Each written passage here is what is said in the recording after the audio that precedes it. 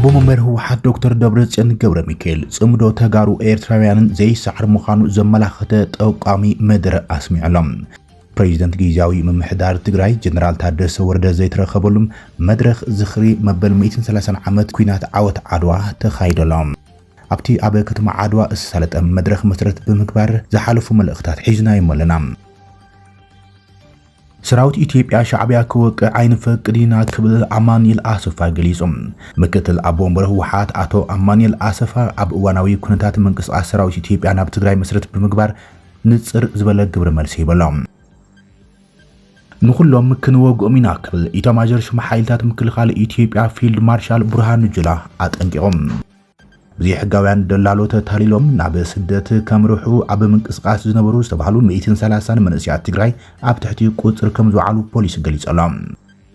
ميسايلات إيران إثيوبياوان إيرتراوان أتكعملوم كبير عاطفيتاوي ملاش إيران أب لعلي هاجرات مأخلاي مراقن تحستات أمريكان إسرائيل نتناخيرو قصدلوم نفرت وق أمريكا كمزو ودق عدما تفليت ألوم إيران مس أمريكا دردر أيك قبرنية كتبل أفليت ألام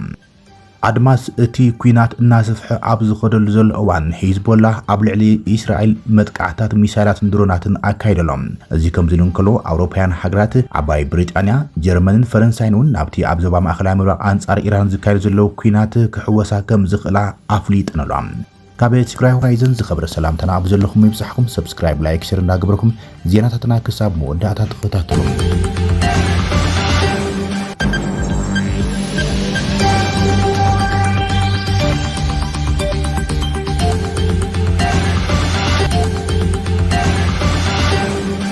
أبو منبر هوحات دكتور دبرصيون ገብረ ሚካኤል ጽምዶ ተጋሩን ኤርትራውያንን ዘይሰዓር ከም ዝኾነ ዘመላኽተ ጠቋሚ መልእኽቲ ካብ ከተማ ዓድዋ ስሚዕሎም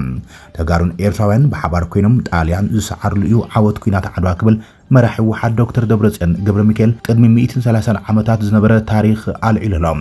መራሒ ወሓድ ዶክተር ደብረጽዮን ገብረ ሚካኤል ኣብ ከተማ ዓድዋ ተረኺቡ ዝኽሪ መበል 130 ዓመት ዓወት ኩናት ዓድዋ ኣብ ዝስማዕ መድረ መልእኽቲ ሓሊፈሎም እቲ ቅድሚ 130 ዓመታት በዝዕለት ኣብ ልዕሊ ወራሪ ጣልያን መስተንክራዊ ዓወት ዝተመዝገበሉ ፈላማይ ዘይኮነስ መዛዘሚ እዩ ነይሩ ክብል ንኩናት ዓወት ዓድዋ ኣዘኻኺረሎም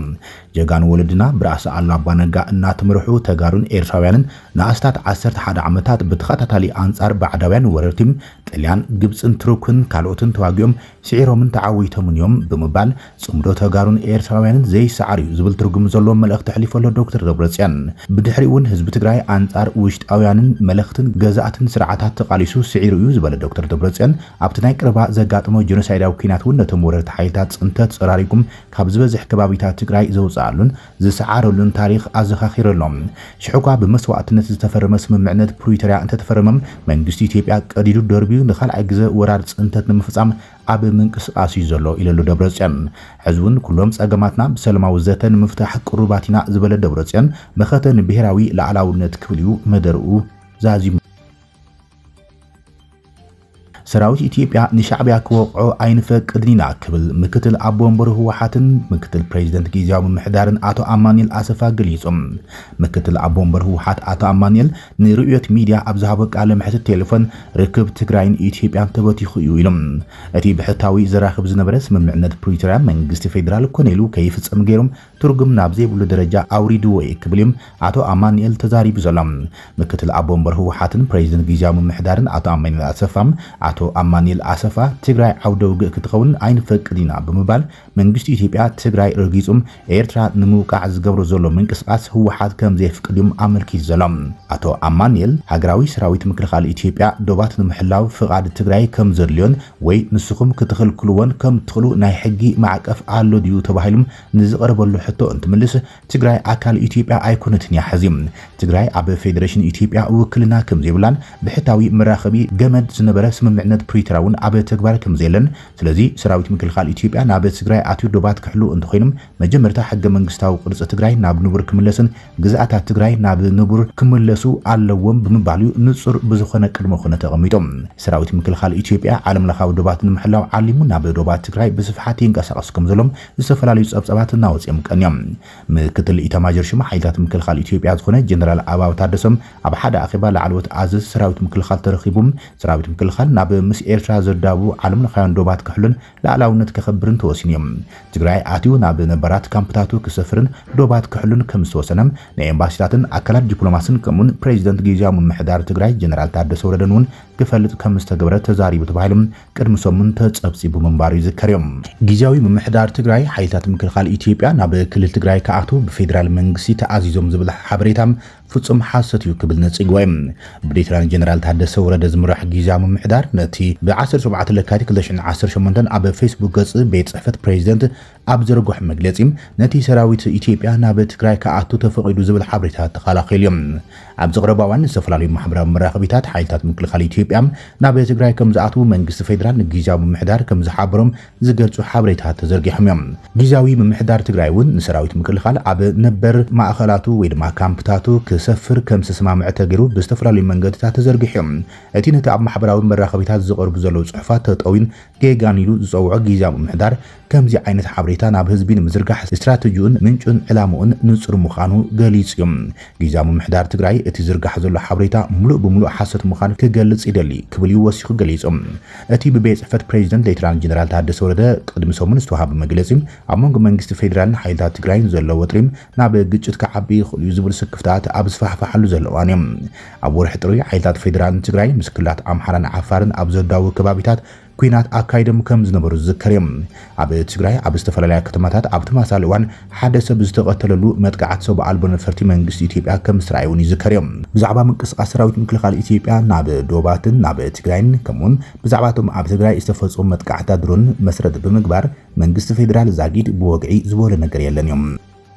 ሰራዊቴን ወደ ድንበር አስጠጋለሁ የሚል ጥያቄ ቀርቦላቸዋል የሚል ሩመር ከመነሳቱን ተከትሎ ያ እንዲሆን አልተስማማንም የሚል አስተያየት አጋርታችሁ ነበረ ግልጽ እዚህ ላይ ያለው ነገር ምን መሰለ ትግራይ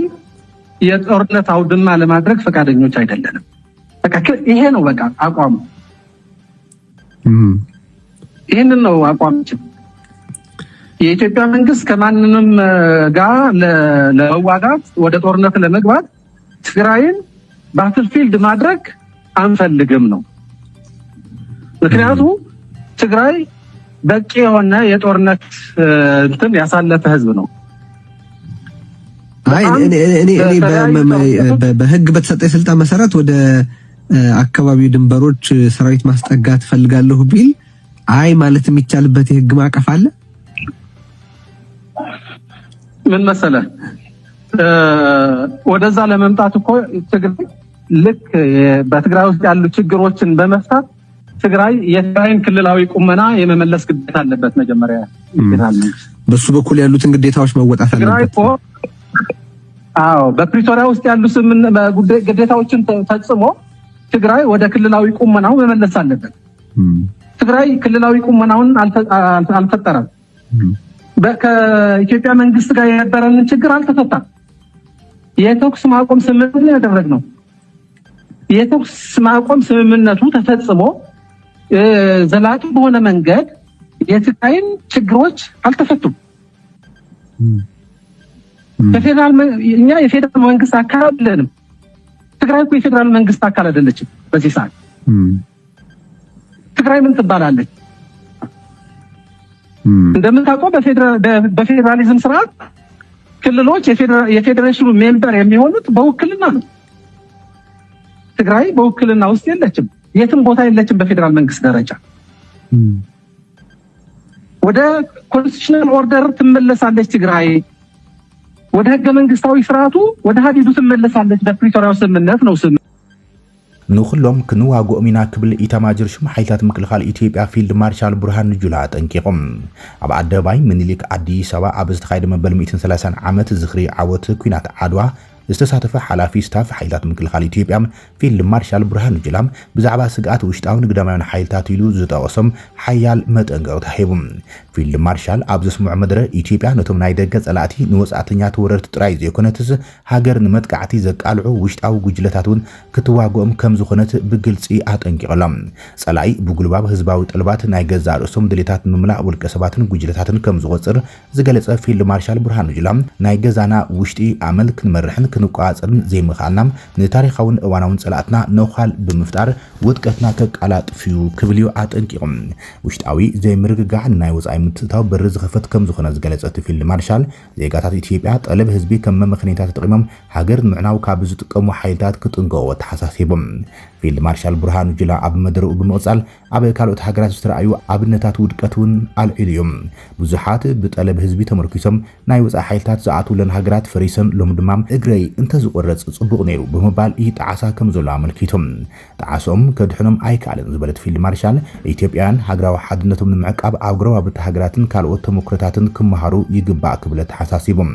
ፍልጠትን ጥበብን ማለት ካብ ናይ ገዛ ርእስኻ ካልእን ተሞክሮታት ምምሃር ማለት እዩ ዝበለ ፊልድ ማርሻል ብርሃኑ ጁላ ዜጋታት ሃገራዊ ረብሓታት ካብ ብምጥላም ክቁጠቡን ምስ ብልሽዋት ሓይልታት ብምስራሕ ሃገር ካብ ምጥፋእ ክቁጠቡን ይምዒዶም ካብ ናይ ጽምብል መልእኽቲ ሓሊፉ ኣብ ህልዊ ፖለቲካዊ ቅልውላው እቲ ሃገር ዘተኮረ መደረ ይስሚዖም ፊልድ ማርሻል ብርሃኑ ኣብ መደረኡ ክልተ ዓበይቲ ጉዳያት ኣልዒሎም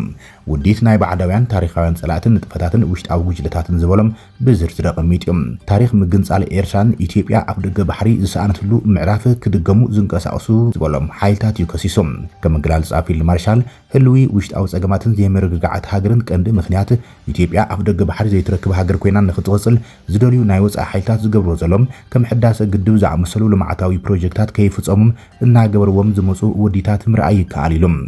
ዘረባ ፊልድ ማርሻል ድማ መንግስቲ ንጉዳይ ባሕሪ ከም ስጋት ሃገራዊ ድሕነትን ማእከል ቃልስን ይቆጽሮ ከም ዘሎ ዘረጋገጸ ብኻልእ ወገን ድማ ነዚ መደረ ብጥርጣረ ዝርእይዎ ሰባት እዚ ሕጂ ምቕልቃሉ ኣጀንዳ ኣፍ ደገ ባሕሪ ህዝቢ ካብ ትሕዚ ዘለዎ ውሽጣዊ ፖለቲካውን ቁጠባውን ወጥርታት ንምስሓብን ምስ ናይ ሓባር ግደማዊ ጸላኢ ደው ንምባልን ዝዓለመ ውጥን ክኸውን ከም ዝኽእል ይኣምኑ ከምውን ንኹሎም ኣብ ዝተፈላለዩ ከባቢታት ሃገር ዝለዓሉ ዘሎም ፖለቲካውን ብሄራውን ጉዳያት ምስ ግዳማዊ ጸላኢ ዝተኣሰሩ ውዲታት ጉጅለታት ዝብል ስያመ መሃበ ነጸገማት ፖለቲካ ፍትሕ ኣብ ክንዲ ምላይ ወተሃደራዊ ስጉምቲ እቲ እንኳ ኣማራጺ ተገይሩ ብመንግስቲ ከም ዝተወሰደ ዘመላኽት ስክፍታ ተባሂሎም ኢትዮጵያ ብታሪኻዊ ጸላእቲ ተኸይባ ምህላ ዘይካሕድ ሓቂ እኳ እንትኾነ ክሳብ ክንደይ ውሽጣዊ ጸገማትን ብግዳማዊ ውዲት ዝመጽም ክንደይ ብናይ ገዛ ርእስና ፖለቲካ ምፍላዩ ዝብል ሕቶም ሚዛናዊ ምላሽ ዝሓትት ከም ዝኾነ እዮም ተዓዘብቲ ዝገልጹ ዘሎም ጉዳይ ኣፍ ደገ ባሕሪ ሕቶ ህልውና ኢትዮጵያ ከም ዝኾነን ነዚ ሕቶ ትምልሰሉ ኣገባብ ግን ውሽጣዊ ሓድነታን ምርግጋዕን ምጥንኻር እትጥቀመሉ ስትራቴጂ ግን ኣዝዩ ወሳኒ ከም ዝኾነ እዮም ዝገልጹም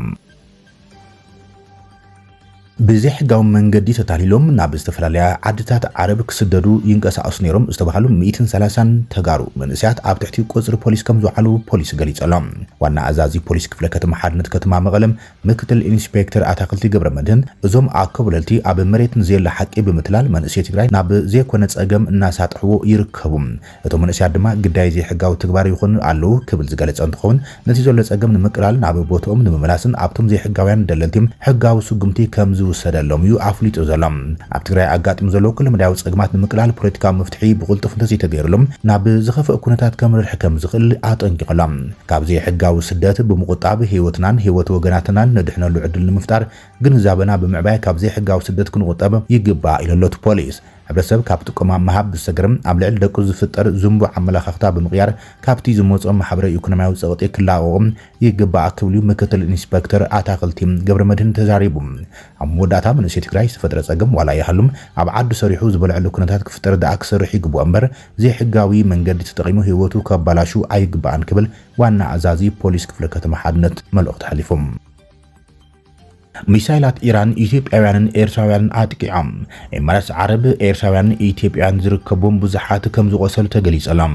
ኢራን ብስንኪ ኣብ ልዕሊ ሕቡራት ኤማራት ዓረብ ዝፈጸመቶም ተኸታተልቲ መጥቃዕታት ሚሳይል ሰለስተ ሰባት ክሞቱ ከሎም ሓደ ኢትዮጵያውን ሓደ ኤርትራውያን ዝርከቦም ዓሰርታት ዜጋታት ድማ ቆሲሎም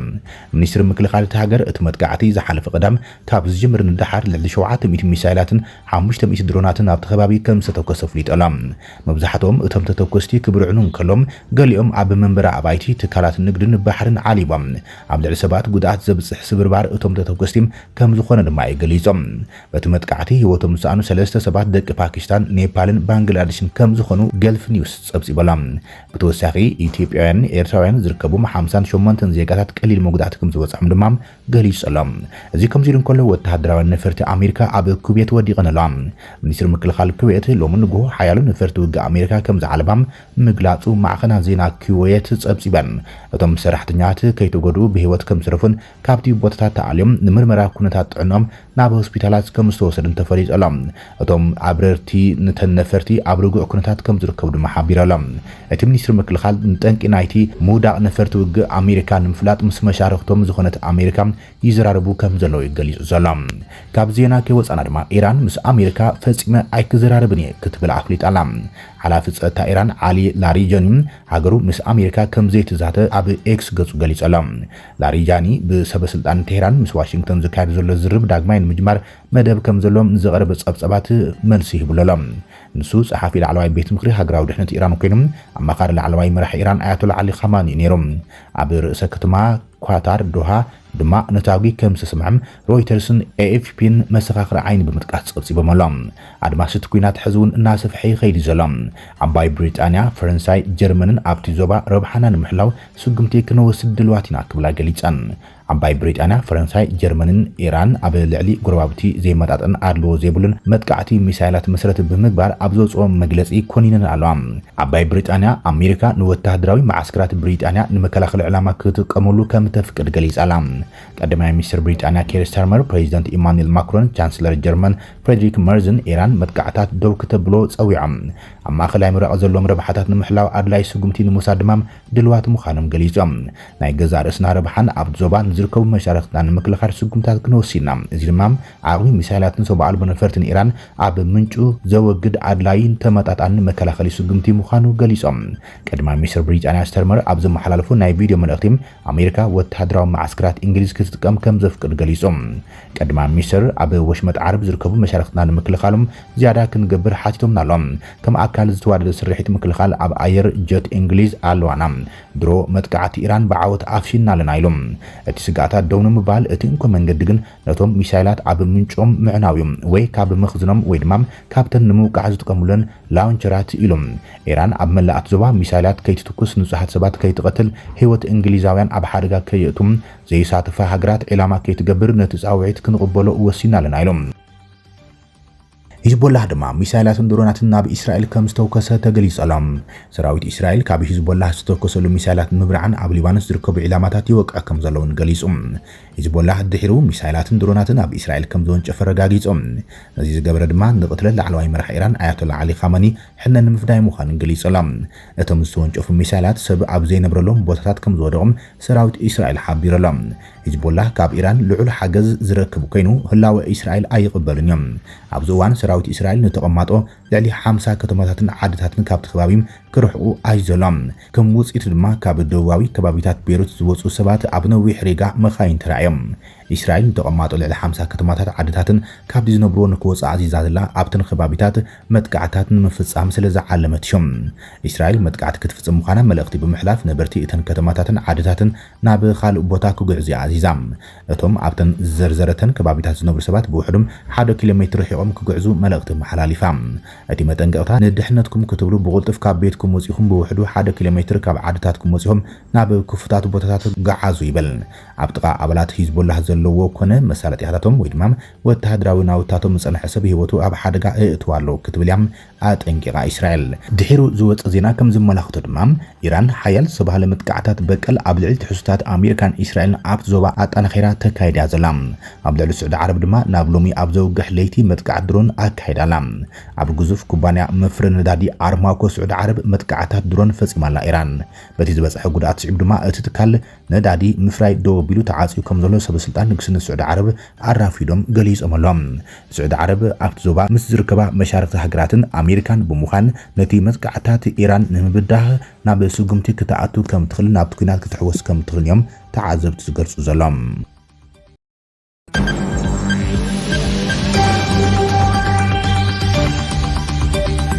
ክቡራትን ፈትዋትን ተኸታተልቲ ዜናታትና ናይ ሰዓት ዝበልናይ መሓደሽቲ ምዕባለታትን እዋናዊ ዜናታትን ኣብዛዚምና ኣለና ንሰናይ ምክትታልኩም ካብ ልቢ ነመስግን ሰላም